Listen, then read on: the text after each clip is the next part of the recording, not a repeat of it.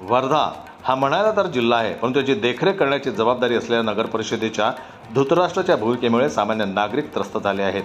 एकीकडे एवढ्या दिवसांच्या गरमीनंतर पावसामुळे लोकांना शीतलता मिळाली, तर दुसरीकडे याच पावसामुळे त्रस्त होऊन मोकाट जनावरांनी शहरातील मुख्य रस्त्यालाच आपला निवारा बनवला. मोकाट जनावरांमुळे शाळेतील मुलांना तसेच महिलांना अपघाताचा धोका निर्माण झालेला आहे. मोकाट जनावरांच्या आपसी टक्करीमध्ये हा धोका इतका वाढतो की याचे परिणामच आपल्याला साक्ष देऊ शकतील.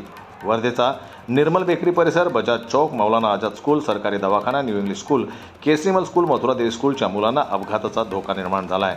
नागरिकांनी तक्रार करून सुद्धा नगर परिषदेला केव्हा जाग येईल याबाबतचं कडे सगळ्यांचं लक्ष लागलेलं आहे.